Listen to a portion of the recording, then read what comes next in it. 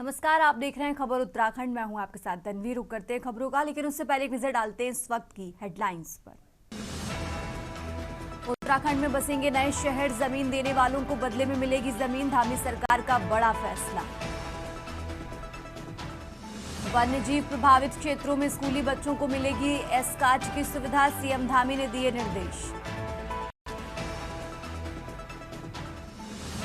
UPCL ने नियामक आयोग को भेजा बिजली दरों में 16% बढ़ोतरी का प्रस्ताव, तबादला नीति लागू।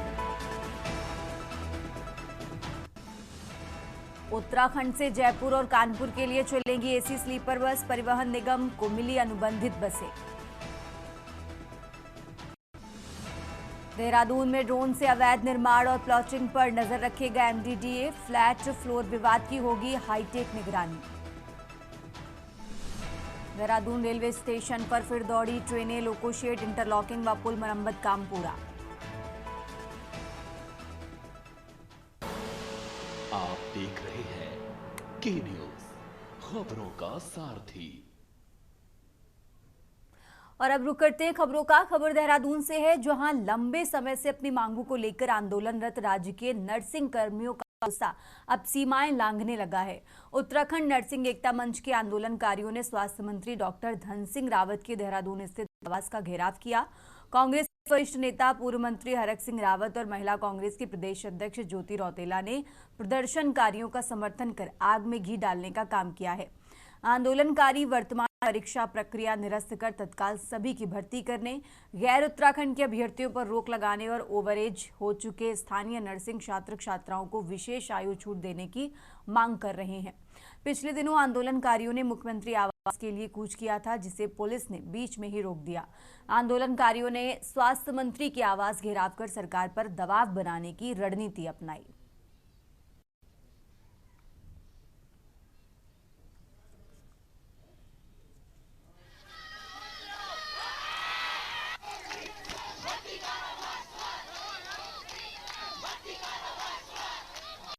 देखिए, मैं इनकी मांग अगर जायज़ नहीं होती तो मैं समर्थन नहीं करता, क्योंकि इससे पहले भी जब मैं भाजपा सरकार में मंत्री था, इसी तरह नियुक्तियों को लेकर कैबिनेट में प्रस्ताव आया था। मैंने विरोध किया, मैंने समझाया कि मैं आयुर्वेद मिनिस्टर हूँ। मैंने आयुर्वेद में, होम्योपैथी में, यूनानी में जब ईयर वाइज भर्ती की है नर्सिंग की, तो एलोपैथी के साथ अन्याय क्यों हो रहा है? बिल्कुल, और इसी तरीके से घेराव और कूच हमारे जारी रहेंगे, क्योंकि आज हमारा अनिश्चितकाल धरना प्रदर्शन का 7वां दिन है, लेकिन सरकार की तरफ से कोई भी सबूत नहीं ली गई। जबकि जो थप्पड़ प्रखंड जो कांड हुआ था उसकी गूंज जबकि पूरे उत्तराखंड में गूंजी, लेकिन शासन प्रशासन के द्वारा अभी तक उस थप्पड़ की गूंज शायद सुनाई नहीं है। उसके बावजूद भी कोई ना कोई अभी तक एक्शन हुआ है, और साथ ही साथ जिस वजह से वो थप्पड़ कांड हुआ है, न हमारी मांगों पर अमल किया गया है।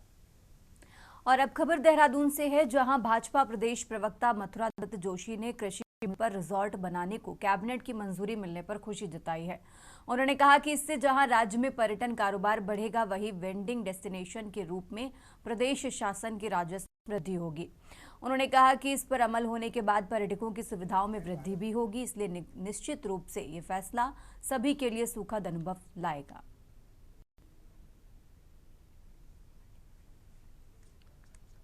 जगह जगह पर कृषि भूमि पर रिजॉर्ट बनाए जा रहे हैं, पर्यटन को भी बढ़ावा उससे मिल रहा है। बहुत सी चीज़ें आपके वेडिंग डेस्टिनेशन भी डेवलप हो रहे हैं। अगर उस दिशा में काम होता है, पर्यटन भी बढ़ेगा, यहाँ का व्यवसाय भी बढ़ेगा, पर्यटक भी आएंगे।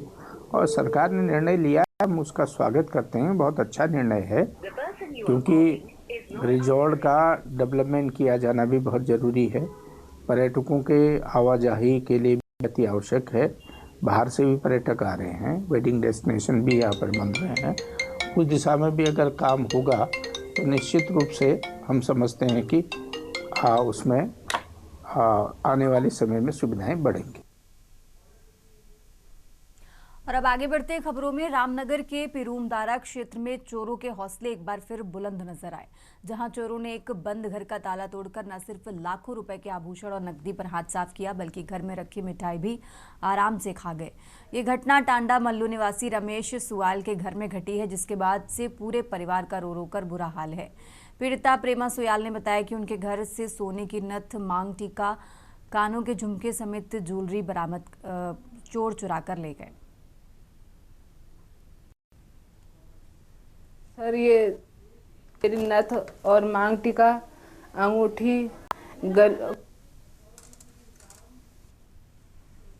और अब खबर नैनीताल से है, जहां वन विभाग ने बड़े सर्वे शुरू कर दिए हैं। इसके तहत अगले 4 दिन में पक्षी विशेषज्ञ जिले के पूरे वन प्रभाग के अलग अलग रेंज के पक्षियों की गणना करेंगे। विशेषज्ञों के मुताबिक वो अपनी रिपोर्ट पक्षियों की विशिष्टताएं दर्ज करेंगे। तय कार्यक्रम के तहत 14 दिसंबर तक नैना देवी बर्ड कंजर्वेशन सहित साताताल, मुक्तेश्वर व कैचीधाम इलाकों में भी पक्षियों की गणना कर अपनी रिपोर्ट तैयार करेंगे। आपको बता दें कि नैना देवी बर्ड कंजर्वेशन व अन्य इलाकों में पक्षियों की अच्छी चेकलिस्ट है, इसलिए देश ही नहीं विदेश वन्यजीव प्रेमी, खासकर पक्षियों में रुचि रखने वाले पर्यटक जहां पक्षियों के दीदार के लिए पहुंचते हैं। बताया जाता है कि जलवायु परिवर्तन सहित अन्य वजहों से इन इलाकों में पाई जाने वाली 250 से ज्यादा पक्षियों की प्रजातियों में विलुप्ति की कगार पर पहुंच चुकी है।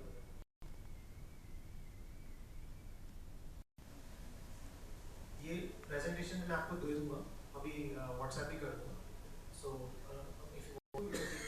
Migratory endemic bird species and other. बिल्कुल जो ये ई बर्ड का एक मेथड होता है जिसको यूज़ करेंगे ये लोग। पर्पज़ इस सर्वे का यही रहता है कि आज के टाइम पे क्या क्या बर्ड्स प्रेजेंट हैं, और दूसरा ये है कि आज से पहले भी एनुअल बर्ड सर्वेज हुए हैं, तो जब ये सर्वे हो जाएगा तो हम लोग उसको कंपेयर कर सकते हैं कि पिछले सर्वे में क्या क्या प्रजातियां पाई गई थी, आज के सर्वे में क्या क्या प्रजातियां पाई गई हैं। तो एक कंपैरेटिव डेटाबेस बन जाएगा जिसके हिसाब से जो आप बात कह रहे हैं कि कौन कौन सी प्रजातियां बढ़ी हैं और कौन कौन सी प्रजातियां कम हुई हैं, जिसके बेसिस पे हम फर्दर अपना कोर्स ऑफ एक्शन डिसाइड कर सकते हैं। और अब खबर हरिद्वार से है, जहां देर रात जिले से होकर गुजरे हाईवे के प्रेमनगर फ्लाईओवर पर भीषण सड़क हादसा हो गया। सड़क हादसे में 2 की मौत हो गई है, जबकि 2 अन्य गंभीर रूप से घायल हो गए हैं। रुड़की से आ रही देहरादून नंबर की तेज रफ्तार कार हाईवे मरम्मत में उपयोग किए जा रहे जनरेटर से टकरा गई। टक्कर इतनी जबरदस्त थी कि कार कई बार पलटते हुए खाई में जा गिरी। काम भी चल रहा था NHI वालों का, तो ये जानकारी हुई है कि वो गाड़ी बड़ी स्पीड में थी और वो उन्होंने सिर्फ ऑन लगाए थे, और जिसमें कि वो गाड़ी एक्सीडेंट हो गई और जो 2 लोग उसमें काम कर रहे थे या लेटे थे, ये जानकारी संभव नहीं हो पाई अभी। वो उसमें उसकी चपेट में आ गया हादसे में। तो मौके पे पुलिस गई थी, मौके पे पुलिस ने 4 घायलों को हॉस्पिटल भेज दिया था। उसमें जानकारी देर रात ये हुई थी कि एक जो चालक था, गाड़ी चालक, उसकी डेथ हो गई थी, और एक जो मजदूर था उसकी डेथ हुई थी। बाकी जो आगे बढ़ते खबरों में, हल्द्वानी में काठ गोदाम स्थित सर्किट हाउस में कृषि मंत्री गणेश जोशी ने समीक्षा बैठक की। इस दौरान अधिकारी मंत्री के सवालों से मुंह ताकते नजर आए। मंत्री गणेश जोशी के उद्यान विभाग के अधिकारियों से सरकारी योजनाओं के बारे में जानकारी पूछने लगे तो अधिकारी संतोषजनक जवाब नहीं दे पाए। देखिए, चाहे हमारी दिल्ली की सरकार हो, चाहे प्रदेश की धामी सरकार हो, जनता की सरकार जनता के द्वार इस नारे को लेकर काम कर रही है। माननीय मुख्यमंत्री जी खुद आपने देखा होगा हर क्षेत्र में पहुंच रहे हैं। जितने विधायक मंत्री हैं सब अपने क्षेत्रों में जा रहे हैं। मैं भी लगभग 8 जिलों का दौरा मैंने किया है और अपने विभागों की समीक्षा मैंने की है, क्योंकि आज जो हमारे यहाँ की जलवायु है, हमारा जो मिलेट्स है पूरे देश में सबसे सर्वोत्तम है। जब मिलेट्स इंस्टीट्यूट हैदराबाद ने उसकी टेस्टिंग की तो सबसे बेहतर पाया गया। उसका उत्पाद कैसे बढ़े, उसके लिए हम 10% सब्सिडी दे रहे हैं।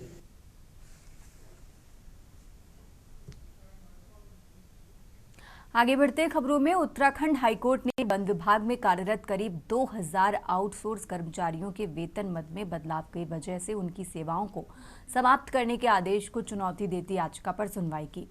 मामले की सुनवाई के बाद की एकल पीठ ने उस आदेश पर रोक लगाते हुए उसे नियमित सेवा लेने को कहा, अगर पद और काम उपलब्ध हो। आपको बता दें कि वन विभाग में कार्यरत दिनेश चौहान व करीब 300 आउटसोर्स से लगे कर्मचारियों ने उच्च न्यायालय में याचिका दायर कर कहा कि विभाग ने उनकी सेवाओं को ये कहते हुए समाप्त कर दिया कि उनका वेतन एक अलग मद से आता है। उस मद में बदलाव लाने की वजह से उनकी सेवाएं समाप्त की गई हैं। इधर आ जाओ, चले जाओ। लगभग 2000 से भी ज़्यादा लोग आउटसोर्स चैनल से काम कर रहे हैं और इन 2000 लोगों में से करीब 200 से 300 लोग अपनी यह याचिका लेकर माननीय उच्च न्यायालय में आए थे। उन्होंने वर्ष 2023 में यह माननीय उच्च न्यायालय को बताया था कि उनको डिसकंटिन्यू किया जा रहा है, उनकी सेवा में अवरोध लाया जा रहा है इस ग्राउंड पे कि सरकार ने कुछ शासनादेशों में यह डिसाइड किया था कि उनकी सैलरी एक अलग मद से आनी है, यानी एक डिफरेंट फाइनेंशियल एंट्री से, फाइनेंशियल हैंडबुक की उनकी सैलरी आनी है। और क्योंकि आउटसोर्स वालों का कोई फाइनेंशियल मद डिफाइंड नहीं था, तो इसीलिए जो है उस समय निर्णय लिया गया था कि इनसे सेवाएं ली ही नहीं जाएंगी।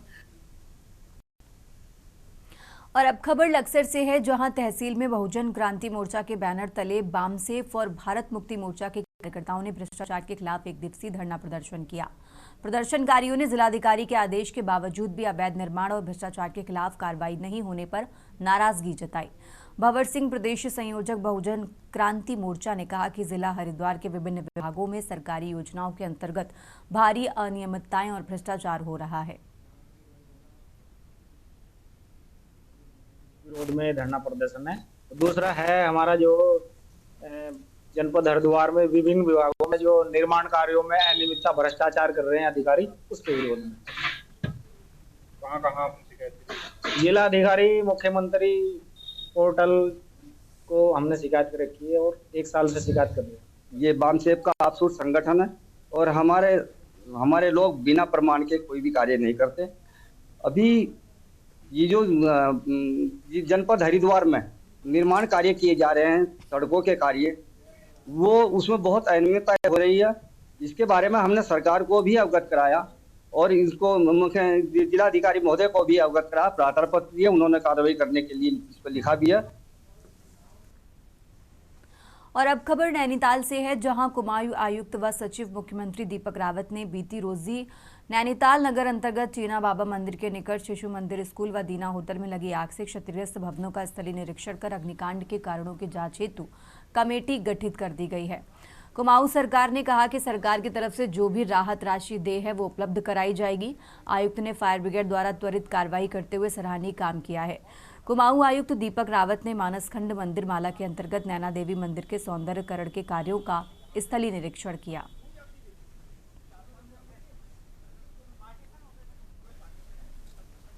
आज इसको मैंने देखा है तो उसमें पहली ट्रेजेडी तो ये है कि स्कूल वहाँ पे चलता था जिसमें 120 बच्चे वहाँ पे क्लासेस लेते थे, तो अभी उनको अल्टरनेटली कहाँ पे पढ़ाई की जाए इस पर अभी चर्चा हुई है। कोई ना कोई अल्टरनेट जगह का प्रयास किया जाएगा कि स्कूल को मिले और क्लासेस होते रहें। दूसरा, जो वहाँ पे नुकसान हुआ है जिसमें कि एक घर भी है, स्कूल भी है, तो उसमें हम असेसमेंट कर रहे हैं जो नुकसान हुआ है और उसमें जो राहत मिल सकती है गवर्नमेंट से, उसके लिए हम एक यहाँ से एक प्रस्ताव भेजेंगे और राहत दिलाई जाएगी। साथ ही साथ आग किन कारणों से लगी उसके लिए मैजिस्ट्रेट इंक्वायरी भी ऑर्डर कर दी गई है और उसमें ये पता चलेगा कि क्या कारण थे, शॉर्ट सर्किट था या कोई और लापरवाही थी, उसको देखा जाएगा। और अब की बार जो रिएक्शन टाइम था इसकी भी मैंने रिपोर्ट मंगवाई थी और मुझे फीडबैक ये मिला है कि जो रिस्पांस था वो प्रॉम्प्ट था और टाइम पे फायर ब्रिगेड वहाँ पे पहुंची थी और हाइड्रेंट्स भी जो 2-3 मौके पे हैं वो भी काम कर रहे थे। और अब खबर पौड़ी से है, जहां चौबट्टा खाल विधानसभा के पोखड़ा ब्लॉक में गुलदार का आतंक जारी है। गुलदार ने पोखड़ा रेंज के देवराड़ी से सटे जंगल में घास काटने गई महिला को गुलदार ने हमला कर गंभीर रूप से घायल कर दिया। घायल महिला को प्राथमिक उपचार हेतु अस्पताल में भर्ती कराया गया है।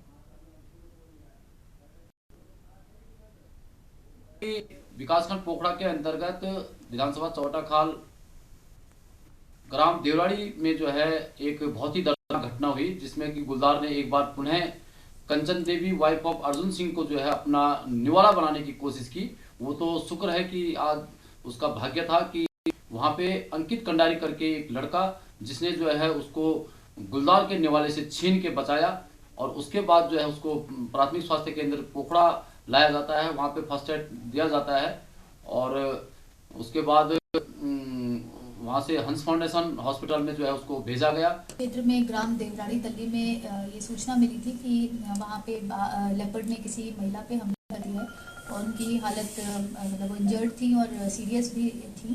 तो उसके क्रम में हम लोगों ने वहाँ पे एयर एम्बुलेंस जो एम्स ऋषिकेश से कोऑर्डिनेट करके वो एयर एम्बुलेंस भी आ चुकी है और अभी थोड़ी देर पहले ही वो उनको वहाँ से रवाना भी कर दिया गया है। तो उनको जो भी बेस्ट इलाज होगा वो देने की कोशिश भी की जा रही है। और अब खबर देहरादून से है, जहां गैस एजेंसियों द्वारा लोगों के घरों में गैस की आपूर्ति की जाती है, लेकिन कई बार जिला आपूर्ति विभाग को अवैध गैस रिफिलिंग की शिकायतें मिलती रहती हैं। राजधानी में ऐसे कई मामले जिला आपूर्ति विभाग के संज्ञान में आते हैं, जिन पर लगातार कार्रवाई भी की जाती है। अब अवैध रिफिलिंग को रोकने के लिए पूर्ति विभाग जल्द ही अभियान चलाने जा रहा है।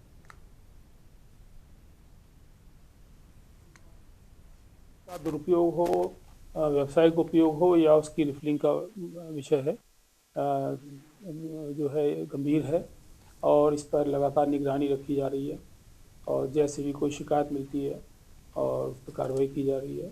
लगातार जो है टीम बनाकर क्षेत्र में क्षेत्र खाद्य अधिकारियों और इंस्पेक्टर्स को भेजा जा रहा है और पिछले महीने भी जो है 2 मामले सामने आए, दोनों में हमने फिर माल जब्त किया और उसमें मुकदमे भी दर्ज किए उनके खिलाफ।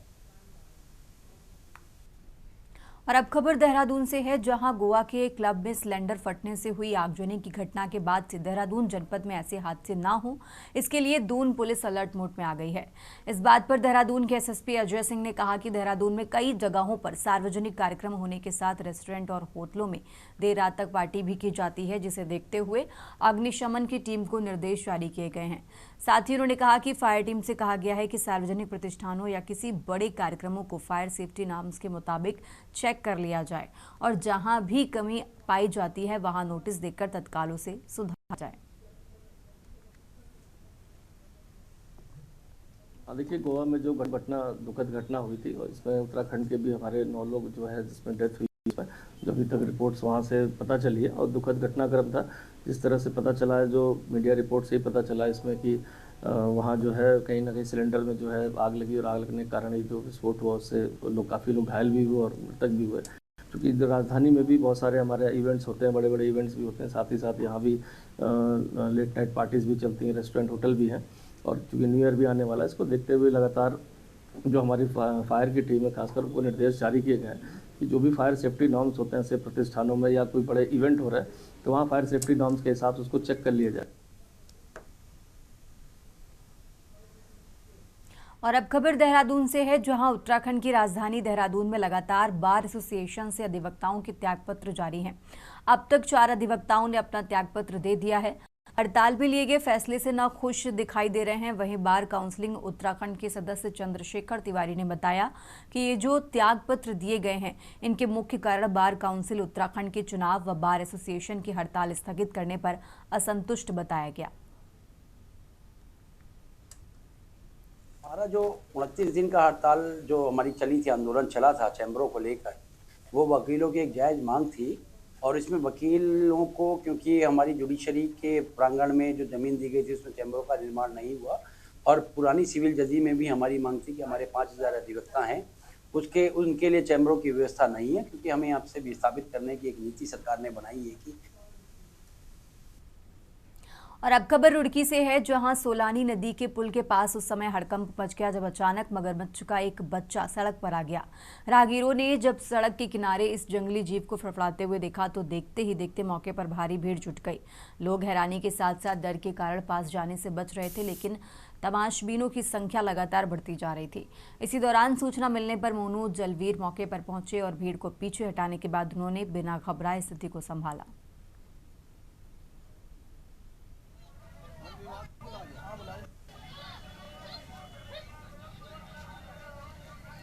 वीडियो बना रहा है यार, आता बच्चा यो कहां से पकड़ा तुमने, पहले ये बताओ। नदी पार से कहां से? सुनाने दी है हमारी, यही सुना ले। हाँ, तो पार से ये लोंडा आ रहा था, इन्हें बताया रोड पे चला जाओ। आगे बढ़ते हैं खबरों में। पौड़ी जनपद के गजल्ड गांव में पिछले कई दिनों से दहशत का माहौल बनाए हुए आदमखोर गुलदार को आखिरकार ढेर कर दिया गया है। लगातार हो रहे हमलों ने ग्रामीणों को भय और असुरक्षा में जीने को मजबूर कर दिया, जिसके बाद फॉरेस्ट विभाग ने सर्च ऑपरेशन को और तेज कर दिया। इस पूरे अभियान में सबसे बड़ी चुनौती थी गुलदार की लगातार बदलती लोकेशन और उसका बेहद आक्रामक व्यवहार, लेकिन आखिरकार इस ऑपरेशन को सफलता मिल ही गई।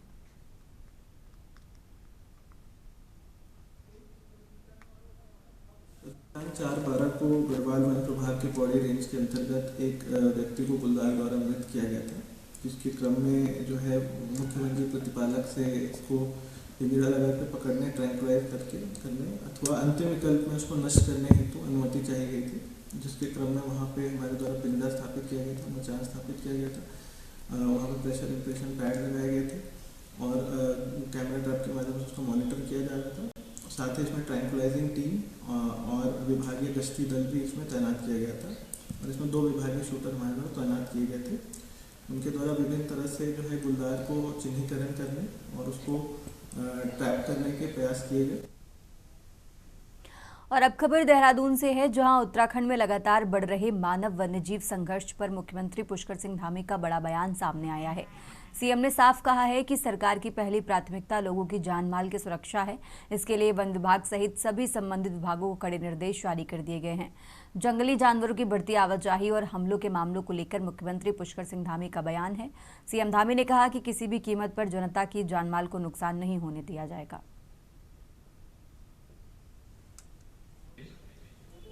देखिए, किसी भी कीमत पर जानमाल की क्षति नहीं होनी चाहिए। उसके लिए हमने वन विभाग, अन्य विभाग, जिले के अधिकारी, उन सभी को कहा है कि समन्वय बना कर निगरानी करें और लोगों को बीच में जाकर उनकी हर प्रकार से सुरक्षा हो, उसकी व्यवस्था को संपन्न करने का काम सभी विभाग और जिला एडमिनिस्ट्रेशन मिलकर इसको आगे बढ़ाएंगे। और विशेषकर जो हमारे फॉरेस्ट डिपार्टमेंट के लोग हैं, डीएफओ हैं, उनके एसडीओ हैं, रेंजर हैं, उनका सबका उत्तरदायित्व फिक्स किया जा रहा है। पहले से जो है इस प्रकार निर्देश हो गए हैं और जो भी हमलों में घायल हो रहे हैं या घायल हुए हैं, उन सभी का जो समुचित इलाज है, पूरा इलाज है, वो सरकार की तरफ से कराया जाएगा। उसका पहले से ही हमने प्रावधान कर दिया है। खबर उत्तराखंड में फिलहाल इतना ही। आप देखते रहिए के न्यूज़ इंडिया।